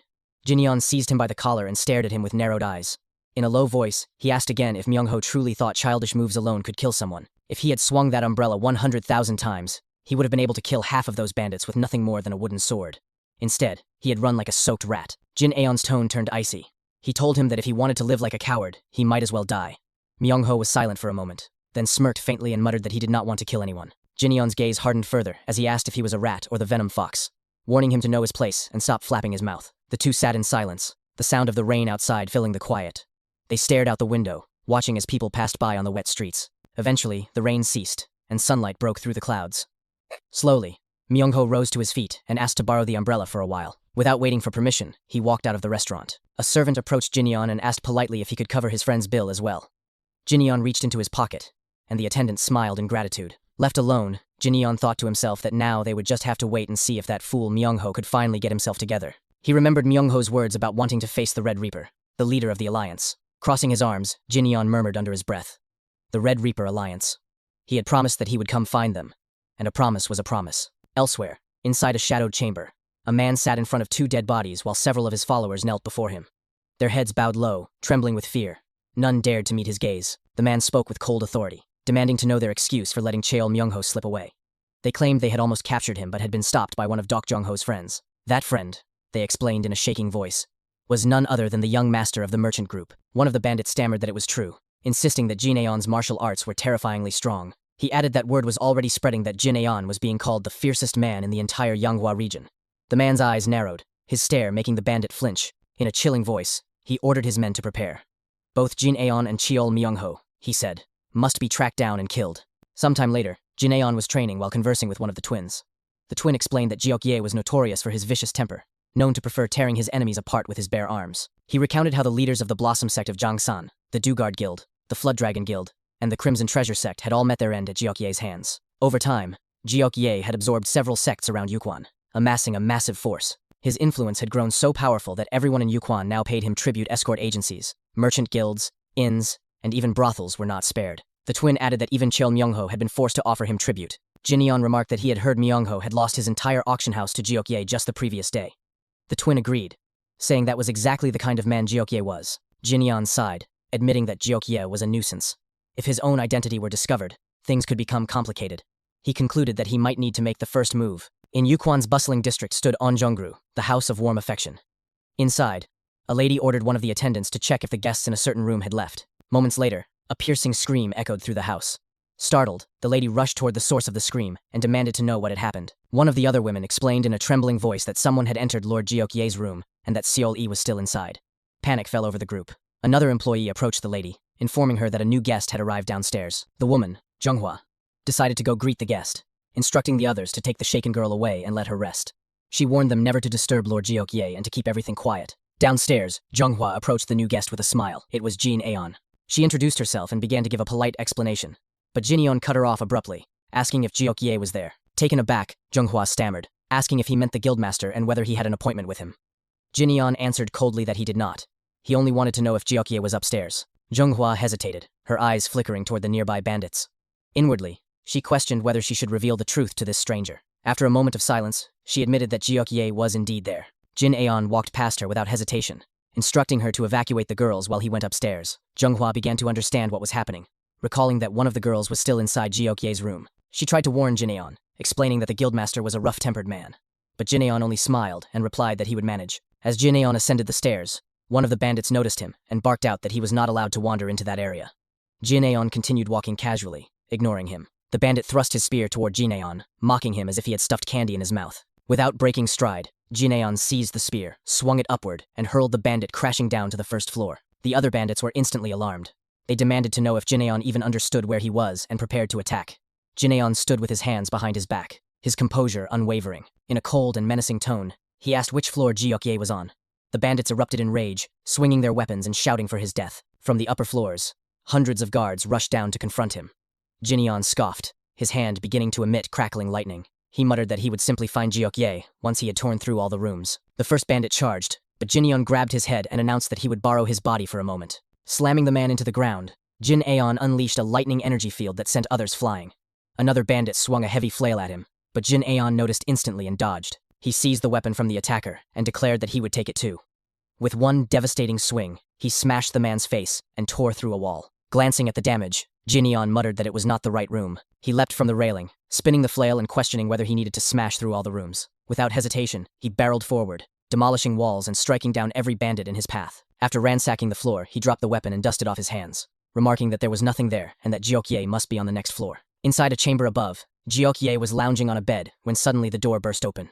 Two of his guards were hurled inside, broken and groaning. From the entrance, another bandit cried out in alarm. Identifying Jin Aeon as the young master, Jin Aeon stepped in, smashing another bandit's head into the ground, and announced coldly that he had found his target. Jiokye grinned, realizing who the intruder was. He asked mockingly if Jin Aeon had come to pay Myungho's debt. Jin Aeon replied sternly that the 5th floor had been the right answer, though he thought the climb had been far too high. As the scene revealed the bodies of countless bandits strewn across the lower levels, Jiokye rose slowly to his feet. He sneered, asking if Jin Aeon had disliked the welcome party, and whether the climb had been difficult. Jin Aeon responded that it did not matter, climbing over others had always been his specialty. Jiokye towered over him, bending down to meet his eyes with a wide grin. He boasted that his own specialty was looking down on people from above. Straightening up, he slicked his hair back with a smile. Jin Aeon smirked inwardly, thinking to himself that he loved Black Path bastards like Jiokye, since they were always so fun to hit. His eyes flickered toward the bed, where he spotted the lifeless body of a hostess. Jiokye followed his gaze and grinned, explaining casually that it was nothing important. He simply could not hold back his strength, and he ordered the body to be dragged away. Jin Aeon's expression darkened. He muttered that Jiokye was beyond saving. His aura shifted violently as his killing intent flooded the chamber. In an icy tone, he asked how he should kill Jiokye. Jiokye only smirked, saying he liked those eyes. It was the same look he had seen in the people who once tried to kill him. But in the end, he boasted, they had all been torn apart by his hands. Outside, chaos erupted in the district as terrified employees and bandits fled the building. Screams filled the air. One man ran frantically, demanding to know what was happening. A bandit shouted back that some lunatic was tearing the entire brothel apart. A masked figure swung an umbrella in a slashing motion. He warned the panicked bandit to leave while he still could, then muttered a number under his breath. 2,874. The bandit froze in confusion, asking what he was talking about. The masked man swung the umbrella again, smashing it into the bandit's skull. Removing his mask, he revealed himself to be Cheol Myungho. Myungho growled that he had come to crush them one by one, cursing them all as sons of bitches. With each swing of the umbrella, he counted aloud. 2,875. 2,876. He complained that at this pace, he would never finish the 10,000 swings he had been tasked with. Suddenly, an explosion rocked the top of the brothel, shaking the entire district. Myungho froze, stammering in shock as he asked what in the world that noise had been. Meanwhile, at the top of the building, Jiokye was thrown off balance and sent flying through the air. Jin Aeon immediately followed from above, preparing an attack midair. He brought both hands down with immense force, smashing Jiokye all the way to the ground outside the brothel. Jin Aeon landed swiftly, his expression cold, as he stood surrounded by bandits. His eyes locked on Jiokye, who slowly pushed himself up from the ground. Jiokye dusted himself off, stood with a smirk, and remarked that the situation was becoming quite interesting. Without hesitation, Jin Aeon removed his outer clothes. Jiokye then ordered one of his men to hand him a weapon. A flail was quickly brought to him, which he swung wildly in preparation for combat. He declared that at the very least, Jin Aeon should be given a proper fight. As Jiokye swung the weapon, Jin Aeon leapt forward. The flail was launched at him, but Jin Aeon caught it effortlessly and pulled with overwhelming strength. Jiokye's eyes widened in shock as he struggled to resist. How can a mere merchant's young master match my strength? He thought. Determined to counter, he decided to release his grip and use the rebound force to crush Jin Aeon instead. He rushed forward with explosive speed, yelling at Jin Aeon to try blocking the next attack. Jin Aeon remained unimpressed. Observing his movements, he noted inwardly that Jiokye had trained in both meteor hammer and fist techniques. His motions were clean, betraying the teachings of a true orthodox martial artist. But Jin Aeon's expression hardened as he reminded himself that his opponent was not facing an ordinary man, he was facing the Fist King. Jin Aeon struck with a devastating punch directly into Jiokye's body. Jiokye groaned in pain and staggered back. Jin Aeon leapt backward, assessing him calmly. Jiokye, shaken yet defiant, laughed nervously. He admitted that Jin Aeon was skilled in fist techniques as well, and shouted that he would give him a proper fight. An immense surge of energy exploded from Jiokye's body, shredding his upper garments into dust. With rage, he hurled himself forward, appearing in front of Jin Aeon in an instant. He roared that he would tear him to pieces. But before he could strike, Jin Aeon's hand shot out, clamping firmly around Jiokye's neck. With a stern expression, Jin Aeon slammed Jiokye down into the ground, pinning him mercilessly. Sweat dripped down Jiokye's face as he clenched his teeth, horrified by the realization. Despite giving everything he had, he was being completely overwhelmed. Without warning, Jin Aeon grabbed his face, his own body now crackling with lightning. He smirked and asked mockingly how it felt to be the one looking up from below. Pressing his knee firmly onto Jiokye's neck, he pinned him down harder. His voice dropped as he declared that if Jiokye had treated others with even a shred of decency, he would not be this furious. Jiokye only laughed, taunting him further. He jeered, asking if Jin Aeon wanted a taste of Seoul as well. Jin Aeon's expression darkened. He spoke coldly and announced the beginning of his punishment. Lightning surged violently through Jiokye's body, and his screams tore through the air. Jin Aeon calmly raised his voice, counting as he elevated the power of his lightning. 2nd stage, 3rd stage, 4th stage, 5th stage. The ground trembled as the surrounding bandits stared in terror. One of them stammered that they should stop this, their voices trembling with fear. Suddenly, one of them pointed upward, wide-eyed, Above them, a massive hand formed entirely from lightning loomed in the sky. White lightning 10 stage art. Jin Eon's voice thundered. Thunderclap. He lifted his arm high and brought it down. A colossal surge of energy descended, engulfing the entire brothel in blinding light. Bandits, employees, and civilians across the district froze in shock at the sight. When the energy subsided, Jiokye had been reduced to nothing but a black smear of ash on the ground. Jin Eon's gaze hardened as his inner voice declared that this was nothing less than the purge of the dark path. Raising his voice to address the trembling bandits around him, he demanded to know who they thought they were, collecting tribute from the powerless. He asked them what they were supposed to represent. He fixed his glare on one of them and demanded to know why they were draining the lifeblood of ordinary people. His voice sharpened as he commanded them to answer, but no one spoke. The bandits stood frozen in fear, unable to reply. Jin Aeon's voice deepened with menace. He warned that if all they wanted was to flaunt their strength, then they should come to him first. He raised his voice in a commanding tone, declaring that he would make them end up just like Jiokye. One of the bandits tried to rally the others, shouting desperately that they should not be afraid. He cried out that it was only one man and ordered them to kill him. The crowd of bystanders watching began to murmur amongst themselves. Shock spread through them as the truth sank in. The infamous Red Reaper was dead. One of them muttered in awe, wondering aloud who that young man could possibly be. Another asked if this meant they would no longer have to pay tribute. Yet another worried that the young man might simply replace Jiokye and demand payment instead. Among the crowd stood Cheol Myungho, who calmly put his mask back on. In a steady voice, he told them not to worry. That young man was not the kind of person to demand tribute. The bystanders blinked in confusion, questioning his certainty. Cheol Myungho responded firmly, giving a decisive thumbs up. He repeated his words with conviction, saying once again that Jin Eon was not the kind of man who would exploit others. He explained that Jin Eon had wealth overflowing and had no need for such things. With that, Cheol Myungho continued to swing his umbrella in steady motions, counting each strike with determination. As he watched Jin Eon slaughtering the remaining bandits, his thoughts grew firm. Every person, he mused, carried a spark within their heart, but nurturing that spark was each individual's responsibility. He understood now. Jin Eon wanted to become stronger, strong enough to drive himself mad in pursuit of his power. Cheol Myungho remembered Jin Eon's words echoing in his mind. Are you a rat or the venom fox? Know your place. His eyes widened as he suddenly shouted aloud, correcting himself with fierce conviction. No, wait. I am the venom fox.